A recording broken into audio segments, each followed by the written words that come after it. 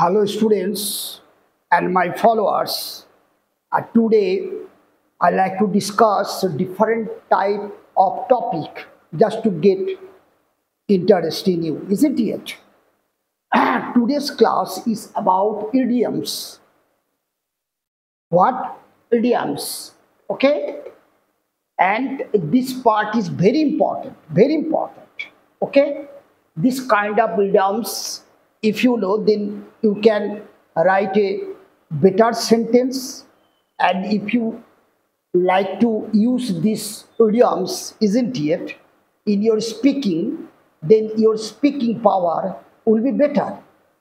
And they are very easy if you are able to remember them through your practice with me. Then you see at the time of writing English or speaking, if they are used, isn't it, then your sentence pattern must be better, isn't it? So you try to learn, and they are very important in respect of your competitive examination. At the same time, in your school examination, they come, isn't it? So from that point of view, I would like to discuss today about idioms and how you can use in your Bengali sentence when you go to translate them. Okay, now you see, first one is bone of contention. What does it mean? Bone of contention. Okay, contention means বিবাদ, সমস্যা, ঠিক আছে? তাহলে বিবাদের বিষয়, বোন মানে বিষয়, অফ কন্টেনশন বিবাদের বিষয় মানে গন্ডগোলের বিষয়। তাহলে আমি এখানে কি লিখেছি দেখো, just you have to remember the Bengali term বিবাদের বিষয়, bone of contention. If you once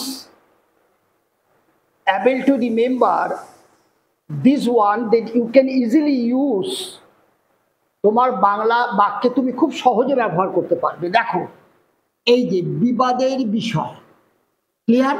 বিবাদের বিষয়, তাহলে সম্পত্তি তাদের মধ্যে একটি বিবাদের বিষয়। তাহলে সম্পত্তিকে আমরা কি জানি? প্রপার্টি। প্রপার্টি সম্পত্তি, ঠিক আছে? তাহলে প্রপার্টি হয় একটি বিবাদের বিষয়। তাহলে ইজ আ বোন of contention.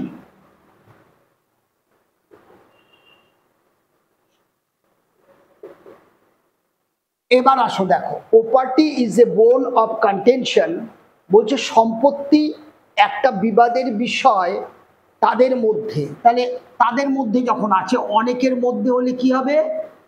Among them. Clear? তাহলে দেখো কত সোজা, প্রপার্টি ইজ এ বোন অফ কন্টেনশন অ্যামাং দেম। এই যে এই অংশটাকে আমরা কি বলছি? ইডিয়ম বলছি। ক্লিয়ার ব্যাপারটা? নাও ইউ সি বিজ্ঞান। বিজ্ঞান মানে কি? নেতা, ব্যক্তি। আমরা সবসময় দেখি আমাদের আশেপাশে অনেক মানুষ আছে যাদের মধ্যে একটা লিডারশিপ অ্যাটিটিউড থাকে, ঠিক আছে? সেই লিডারশিপ অ্যাটিটিউড যাদের মধ্যে আছে তাদেরকে আমরা কি বলি? বিজ্ঞান। তাহলে দেখো এখানে কি লিখেছে, তিনি আমাদের অঞ্চলের একজন নেতা ব্যক্তি, ঠিক আছে? নেতা ব্যক্তি। তাহলে দেখো তিনি, হি, ঠিক আছে, ইজ, তিনি আমাদের অঞ্চলের একজন, ঠিক আছে? তাহলে হি ইজ আ বিজ্ঞান। তাহলে হি ইজ আ বিজ্ঞান। বিজ্ঞান মানে নেতা, স্থানীয় ব্যক্তি যার মধ্যে লিডারশিপ অ্যাটিটিউড আছে। তাহলে হি ইজ আ বিজ্ঞান আমাদের অঞ্চলে। তাহলে ইন আওয়ার লোকালিটি। ক্লিয়ার? শুধু এই জায়গাগুলো মুখস্থ করো, আর বাংলা বাক্যে যখনই তাদেরকে পাচ্ছ বসিয়ে দাও। তাহলে নেতা ব্যক্তি, বিজ্ঞান। এবার আসো, by leaps and bounds, very important. By leaps and bounds, অতি দ্রুত গতিতে। যখন দেখবে কোনো একটা বাংলা বাক্যে অতি দ্রুত গতিতে এসে গেল, বা বলার সময় অতি দ্রুত গতিতে এসে গেল, শব্দটা, তখনই এটা তোমরা বসিয়ে দেবে। ক্লিয়ার ব্যাপারটা? তাহলে ভারতের জনসংখ্যা অতি দ্রুত গতিতে বৃদ্ধি পাচ্ছে, তাহলে এটা আমার প্রেজেন্ট কন্টিনিউয়াস টেন্স, বৃদ্ধি পাইতেছে। ক্লিয়ার? তাহলে ভারতের জনসংখ্যা, তাহলে কি করে লিখব? পপুলেশন, তাহলে জনসংখ্যা হয়ে গেল ভারতের, অফ ইন্ডিয়া, তাহলে পপুলেশন অফ ইন্ডিয়া, ঠিক আছে, এটা বাড়িতেছে, প্রেজেন্ট কন্টিনিউয়াস, তাহলে কি লিখবো? ইজ। ক্লিয়ার? তাহলে population of India, singular form, population of India is increasing, বৃদ্ধি পাচ্ছে, ইনক্রিজিং, বৃদ্ধি পাচ্ছে। কিভাবে বৃদ্ধি পাচ্ছে? অতি দ্রুত গতিতে। দেখো, অতি দ্রুত গতিতে, তার মানে কি লিখবো? By leaps and bounds. তাহলে এখানে সেটা বসিয়ে দাও। দেখো কত সুন্দর একটা বাক্য গঠন তৈরি হয়ে গেল। বলার সময় if you use it, then it would be a better sound, isn't it? তাহলে is increasing by leaps and bounds, by leaps and bounds. Clear ব্যাপারটা? তাহলে কি লিখলাম? Population of India is increasing by leaps and bounds, by leaps and bounds. Clear ব্যাপারটা? তাহলে এইভাবে মুখস্থ থাকবে, যখনই বাংলা বাক্যের টার্মগুলো এসে যাবে সেই জায়গাটাকে সেট করে দাও। This much you have to do. Okay, now see. দেখো, এন্ড ইন স্মোক মানে কি? ব্যর্থ হওয়া, কোনো কাজে ব্যর্থ হলে। ক্লিয়ার ব্যাপারটা? সেইখানে এই ইডিয়ামটা ইউজ করে দাও, এন্ড ইন স্মোক, ব্যর্থ হওয়া। তাহলে এখানে আমরা কি দেখলাম? তার সকল পরিকল্পনা ব্যর্থ হলো, ব্যর্থ হলো। ক্লিয়ার ব্যাপারটা? তাহলে ব্যর্থ হওয়ার জায়গায় আমরা কি বলে দেব? End in smoke. This much you have to write here. ঠিক আছে? তাহলে ব্যর্থ হলো, তার মানে এইখানটা বাংলা ক্রিয়াপদের শেষ উচ্চারণ কি আছে? লে লো, লাম থাকলে কি হয়? লে লো, লোতে আছে, তার মানে এটা সিম্পল পাস্টের অ্যাক্টিভ হবে। তাহলে দেখো, তার সকল পরিকল্পনা, এটা সাবজেক্ট, তাহলে আমি কি লিখবো? দেখো, হিজ অল প্ল্যান। ক্লিয়ার ব্যাপারটা? His all plan. ক্লিয়ার? ব্যর্থ হলো মানে ব্যর্থ হয়ে গেল। ঠিক আছে? তাহলে আমরা কি লিখবো? এন্ডেড, পাস্ট টেন্সে, এন্ডেড ইন স্মোক।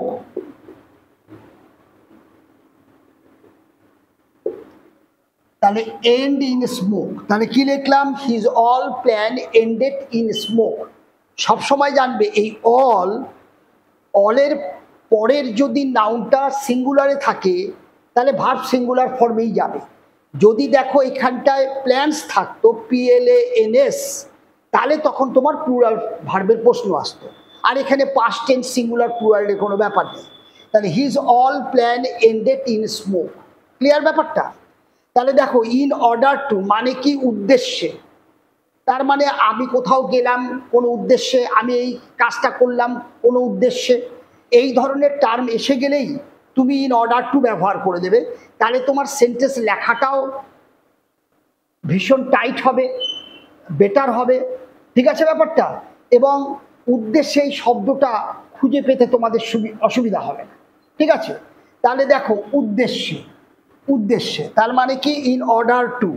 তাহলে আমি এসেছিলাম, তাহলে লাম আছে, তার মানে এটা পাস্ট ইনডিফিনিটেড অ্যাক্টিভ ফর্মে লিখতে হবে, কর্তা নিজে এসেছিল। তাহলে আমি এসেছিলাম, আই কেম, এটা আমার V2 ফর্মে আছে, আই কেম, আমি এসেছিলাম।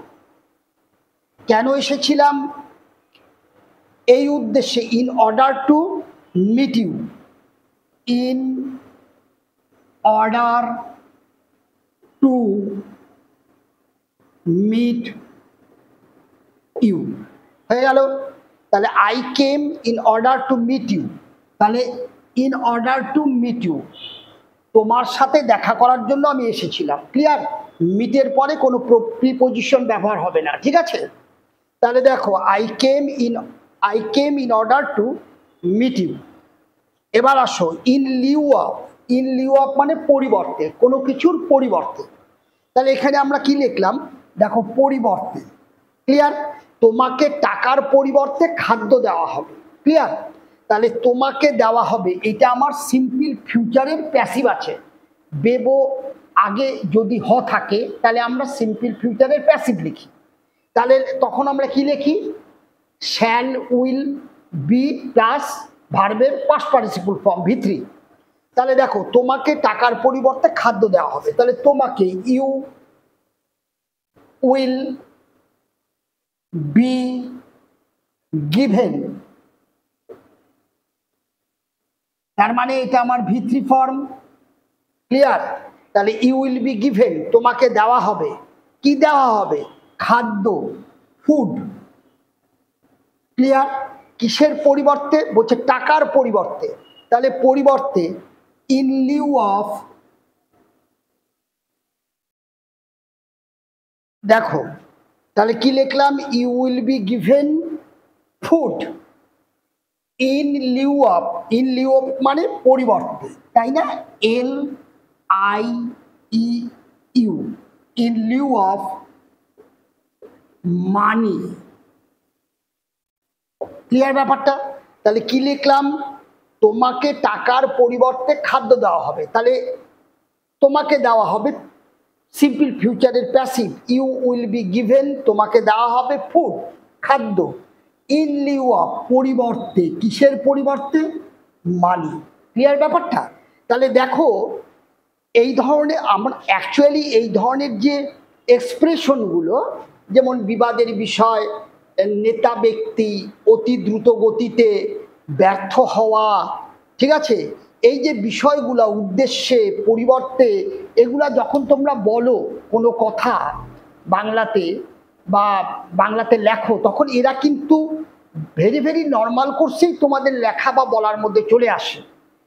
Now the question is that when you go to translate them in your need, and when you prepare yourself to speak like this expression, then you hesitate, isn't it? How you can express this term in English? Okay, this kind of idioms can help you greatly. This is the reason why we should learn all these kind of idioms. Understand? You stay with me. There would be lot of other idioms, lot of there, isn't it? One after another, I'll show you. Okay, in between of other classes, of course. If I go with a single topic for a long time, it would be cumbersome, isn't it? So sometime in between, I'll be here with a new topic too, for your better understanding, for your interest, isn't it? Now today here class is actually I like to stop here, and the next class you follow, there would be a lot of other thing, other topic, isn't it?